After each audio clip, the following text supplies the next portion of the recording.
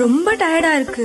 இயற்கையான டேட்ஸ், பாதாம், பிஸ்தா, cash and honey கொண்டு தயாரிக்கப்பட்ட லயன் டேட் நட் பைட்ஸ். இனிமே கண்ணை மூடிட்டு கடலை எண்ணெய் வாங்கலாம். ஏன்னா மந்த்ரா கடலை எண்ணெய் இதயத்தின் தயாரிப்பு. வறுக்க, பொரிக்க, ஏன் எல்லா சமையலுக்கும் மந்த்ரா தான். மந்த்ரா கடலை எண்ணெய், அபார ருசி, ஆரோக்கியமான உடல் நலம். வணக்கம். செய்தி சுருக்கம்.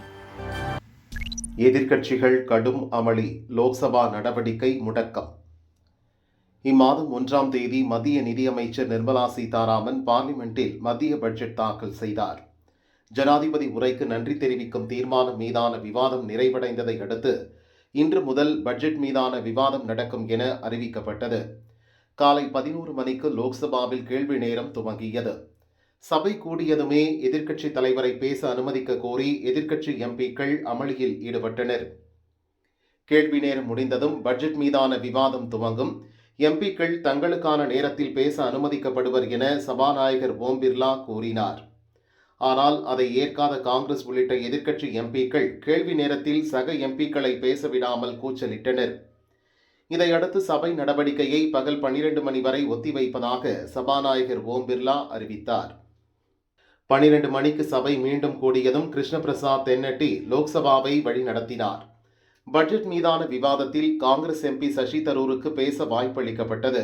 ஆனால் பட்ஜெட் மீதான விவாதத்திற்கு பதில் வேறு விஷயங்கள் குறித்து எதிர்க்கட்சி தலைவரை பேச அனுமதிக்க வேண்டும் என கூறி எதிர்க்கட்சி எம்பிக்கள் தொடர்ந்து கூச்சலிட்டனர். இதனால் சசி தரூரும் பேச முடியாமல் போனது. தொடர் அமளியால் சபை நடவடிக்கை மதியம் 2 மணி வரை ஒத்தி வைக்கப்பட்டது. லோக்சபாவில் அமளியில் ஈடுபட்டதற்காக ஏற்கனவே சஸ்பெண்ட் செய்யப்பட்ட எதிர்க்கட்சி எம்பிக்கள் அரசுக்கு எதிரான வாசகங்கள் அடங்கிய பதாகைகளுடன் பார்லிமெண்ட் வாசலில் அமர்ந்து ஆர்ப்பாட்டத்தில் ஈடுபட்டனர். ராஜ்யசபாவில் இன்று பட்ஜெட் மீதான விவாதம் துவங்கியது. விவாதத்தில் அனைத்து கட்சி எம்பிக்கள் பங்கேற்றுள்ளனர்.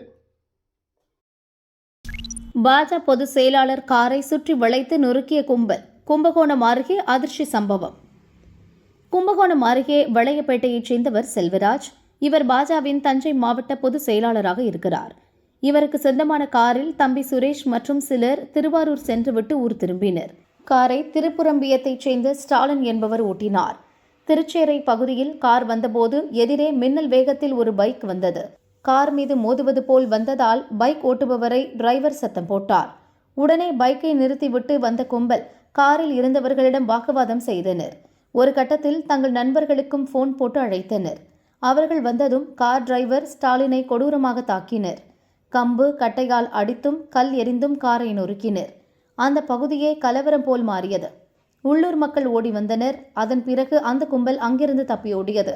சம்பவம் தொடர்பாக நாச்சியார் கோயில் போலீசில் புகார் செய்தனர். விசாரணை நடக்கிறது.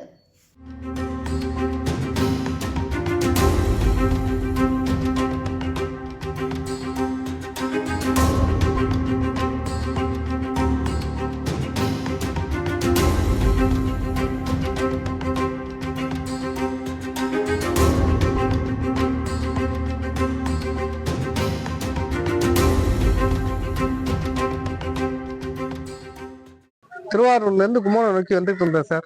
கார் வரல, திருச்சரை கிட்ட வரக்குள்ள மது போதையில் அதிவேகமாக ஒரு பையன் டூலரில் விடுற மாதிரி அப்படி சார்.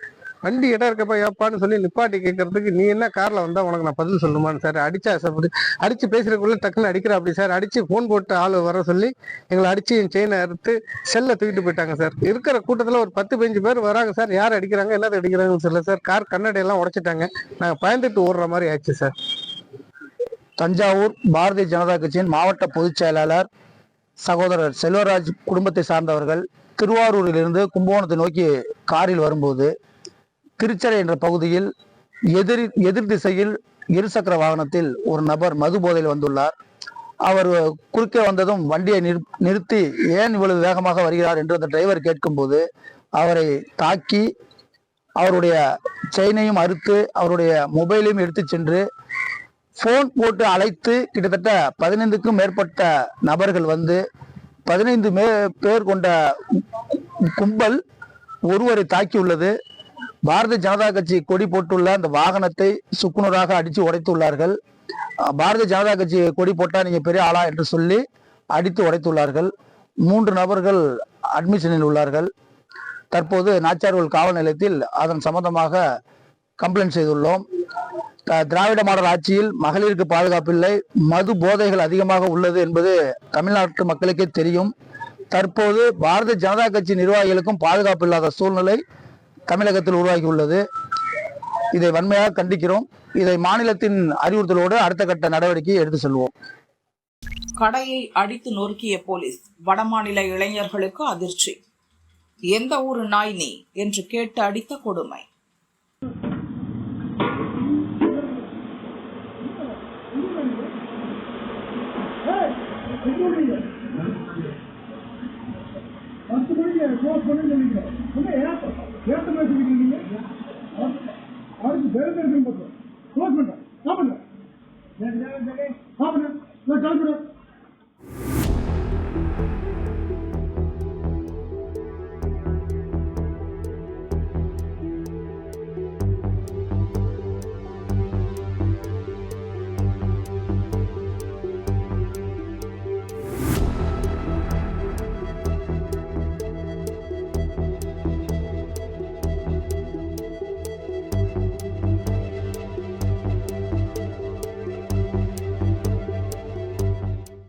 ஈரோடு காஞ்சிக்கோயில் போலீஸ் ஸ்டேஷனில் கான்ஸ்டபிளாக இருந்தவர் மோகன்குமார் நேற்று இரவு வழக்கம் போல் ரோந்து பணியில் ஈடுபட்டிருந்தார்.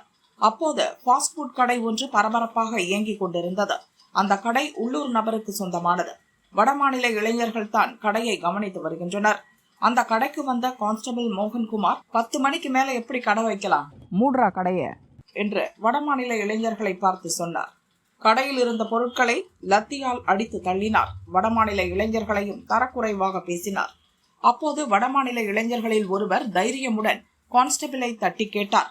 எப்படி சார் மேல கை வைக்கலாம் என்று கேட்டார். இது கான்ஸ்டபிளுக்கு மேலும் ஆத்திரத்தை உண்டு பண்ணியது. எந்த ஊரு நாய்டா நீ என்று வடமாநில இளைஞரை தொடர்ந்து இழிவாக பேசினார். எனக்கு எந்த ஊர் தெரியுமா, இந்த ஊருதான், பஞ்சம் பிழைக்க வந்த நாய் என்று தொடர்ந்து கான்ஸ்டபிள் இழிவாக பேசினார். இருப்பினும் அந்த இளைஞர் தைரியமுடன் கான்ஸ்டபிளை எதிர்கொண்டார்.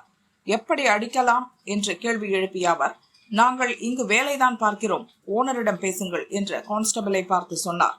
உடனே அந்த இளைஞரை சட்டை காலரை பிடித்து தள்ளிய கான்ஸ்டபிள் லத்தியை வாயில் வைத்து குத்தினார்.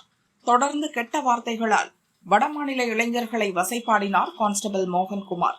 இனிமே நீங்க இங்க கடை போட முடியாதுடா, நாளைக்கு உங்க கடை இருந்துச்சுன்னா நான் மீசையை எடுத்துக்கிறேன் என்று கான்ஸ்டபிள் தொடர்ந்து வீராப்போடும் வடமாநில இளைஞர்களை இழிவாகவும் பேசினார். இதெல்லாம் அங்கிருந்த சிசிடிவி காட்சியில் அப்படியே பதிவாகின. இதற்கிடையே சிசிடிவி வீடியோ வெளியாகி பெரும் பரபரப்பை ஏற்படுத்தியது. ஏற்கனவே திமுக ஆட்சியில் வடமாநில மக்களுக்கு பாதுகாப்பு இல்லை என்ற எதிர்க்கட்சிகள் சொல்லி வரும் நிலையில் அதை நிரூபிக்கும் வகையில் இந்த சம்பவம் நடந்தது. வடமாநில மக்களை பாதுகாக்க வேண்டிய போலீசாரே அவர்களை இழிவாக நடத்தியது அதிர்ச்சியை ஏற்படுத்தியது. இதனால் மோகன்குமாரை உடனடியாக ஆயுதப்படைக்கு மாற்றி எஸ்பி சுஜாதா உத்தரவிட்டார்.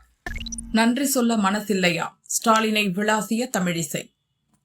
ஆபரேஷன் சிந்தூர் வெற்றிக்காக பிரதமர் மோடிக்கு நன்றி தெரிவிக்கும் வகையில் தமிழ்நாடு தற்காப்பு கலை விளையாட்டு பேரவை சார்பில் சுமார் 500க்கும் மேற்பட்ட பள்ளி மாணவர்கள் ஒன்று சேர்ந்து மோடி உருவம் போல் நின்று சிலம்பம் சுற்றி புதிய உலக சாதனை படைத்தனர். உலக சாதனை படைத்த மாணவர்களுக்கு பாரதிய ஜனதா மூத்த தலைவர் தமிழிசை சான்றிதழ் வழங்கி பாராட்டினார். அப்போது தமிழிசை கூறுகையில், தமிழகத்துக்கு 2 வழித்தடங்களில் புல்லட் ரயில் அறிவிக்கப்பட்டுள்ளது. அதற்கு நன்றி சொல்லாமல் மத்திய அரசை குறை சொல்வதை முதல்வர் ஸ்டாலின் வாடிக்கையாக வைத்துள்ளார் என சாடினார். ஒரு கடிதம் எழுதுறீங்க, super fast train, bullet train 7 வழித்தடங்கள்ல 2 வழித்தடங்கள் தமிழகத்திற்கு கொடுக்கப்பட்டிருக்கு. சென்னை ஹைதராபாத், சென்னை பெங்களூர், 2மே மிக பிரம்மாண்டமான நகரங்கள். இதை இணைக்கும் போது தமிழ்நாடு எவ்வளவு வளர்ச்சி அடையும். ஒரு நன்றி வார்த்தை. அதே மாதிரி இன்னைக்கு சிறப்பு ரயில்கள், தீபாவளியா இருக்கட்டும், பொங்கலா இருக்கட்டும், நீங்க கோரிக்கை வைக்காமலே சிறப்பு ரயில்கள் நிறைய அனுப்பப்பட்டது தமிழ்நாட்டுக்கு. வந்தே பாரத் 9 ரயில்கள் ஓடப்பட்டு கொண்டிருக்கிறது. அம்ருத் என்ற மிக வேகமான திட்டங்கள், 77 ரயில்வே ஸ்டேஷன்கள் புதுப்பிக்கப்பட்டு கொண்டிருக்கிறது. ஆக இதெல்லாம் உங்க ஆட்சி காலத்துல நடந்ததா? யூபி அரசாங்கத்துல கண்டீங்களா நீங்க? ஆனா எப்ப பார்த்தாலும் குறை சொல்லி ஒன்றிய அரசுன்னு தமிழக மக்களுக்கு போர் அடிச்சு போச்சுங்க. முதலமைச்சர் வாயை திறந்தாலே உடனே குறை சொல்லுவாரு. ஒரு நன்றிய சொன்னாதான் என்ன? அதே மாதிரி 0 பட்ஜெட்னு சொல்றாரு. இந்தியாவுடன் விளையாட பாகிஸ்தான் 3 நிபந்தனை. T20 உலகக்கோப்பை கிரிக்கெட் தொடரில் இந்தியாவுடனான போட்டியில் விளையாட 3 நிபந்தனைகளை ஐசிசிக்கு பாகிஸ்தான் கிரிக்கெட் வாரியம் விதித்துள்ளதாக தகவல்கள் தெரிவிக்கின்றன. T20 கிரிக்கெட் உலகக்கோப்பை போட்டி இந்த முறை இந்தியா மற்றும் இலங்கையில் நடந்து வருகின்றன. இந்தியா பாகிஸ்தான் போட்டி இலங்கையின் கொழும்புவில் 15ஆம் தேதி நடக்க இருக்கிறது. வங்கதேச அணியை உலகக்கோப்பை கிரிக்கெட் தொடரில் இருந்து நீக்கியதற்கு எதிர்ப்பு தெரிவித்து இந்தியாவுடனான போட்டியில் பாகிஸ்தான் விளையாடாது என்று அந்நாட்டு அரசாங்கம் அறிவித்தது.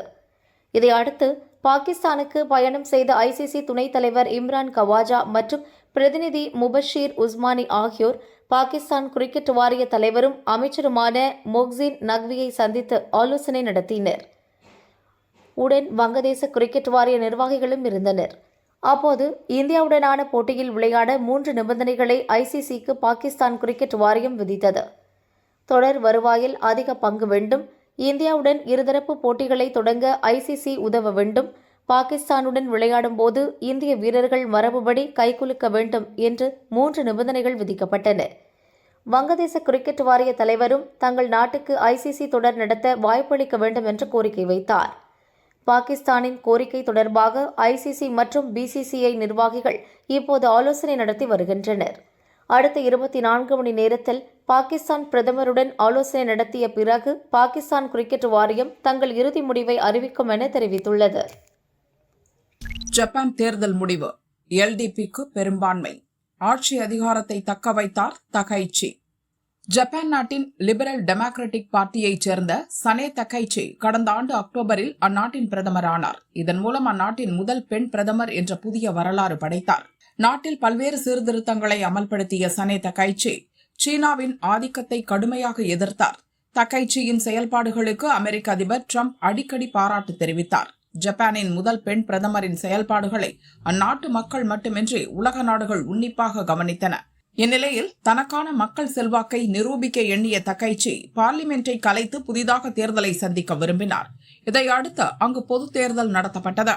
ஆளும் எல்டிபி கூட்டணி மற்றும் சென்ட்ரிஸ்ட் ரிஃபார்ம் அலைன்ஸ் இடையே போட்டி நிலவியது. மொத்தம் 465 இடங்களுக்கு நடந்த தேர்தலில் 233 இடங்களை பிடிக்கும் கட்சி அல்லது கூட்டணி ஆட்சி அமைக்க முடியும். தேர்தலில் பதிவான ஓட்டுகள் எண்ணப்பட்ட நிலையில் தகைச்சியின் எல்டிபி கூட்டணி பெரும்பான்மைக்கு தேவையான 233 இடங்களை தாண்டி 320 இடங்களில் வெற்றி பெற்றுள்ளது. இதன் மூலம் அந்நாட்டு பார்லிமெண்ட், கீழவை, மேலவை ஆகிய இரண்டிலும் ஆளும் கூட்டணிக்கு பெரும்பான்மை கிடைக்க வழி ஏற்பட்டுள்ளது. இது ஜப்பான் அரசியலில் மிகப்பெரிய திருப்பமாக பார்க்கப்படுகிறது. இந்த தேர்தல் வெற்றியின் மூலம் பிரதமர் தகைச்சி ஆட்சி அதிகாரத்தை தக்க வைத்துள்ளார். தகைச்சியின் வெற்றியை அவரது கட்சி தொண்டர்கள், ஆதரவாளர்கள் ஆரவாரமாக கொண்டாடி வருகின்றனர். தேர்தலில் வெற்றி பெற்றுள்ள தகைச்சிக்கு பிரதமர் மோடி, அமெரிக்க அதிபர் ட்ரம்ப், இத்தாலி, பிரான்ஸ், ஜெர்மன் உள்ளிட்ட ஐரோப்பிய நாடுகளின் தலைவர்கள் வாழ்த்து தெரிவித்துள்ளனர். முதல் நாளே எகிரியது தங்கம். ரூபாய் 1.17 லட்சத்தை கடந்த சவரன். சர்வதேச நிலவரங்களால் நம் நாட்டில் தங்கம், வெள்ளி விலை உயர்ந்து வருகிறது. கடந்த சனிக்கிழமை ஆபரண தங்கத்தின் விலை சவரனுக்கு 1360 ரூபாய் அதிகரித்து ஒரு சவரன் 1,15,360 ரூபாய்க்கு விற்பனை செய்யப்பட்டது. நேற்று நகை மார்க்கெட் விடுமுறை என்பதால் தங்கம் விலையில் மாற்றமில்லை. இன்று 22 கேரட் ஆபரண தங்கத்தின் விலை சவரனுக்கு 1840 ரூபாய் அதிகரித்து ஒரு சவரன் 1,17,200 ரூபாய்க்கு விற்பனையாகிறது.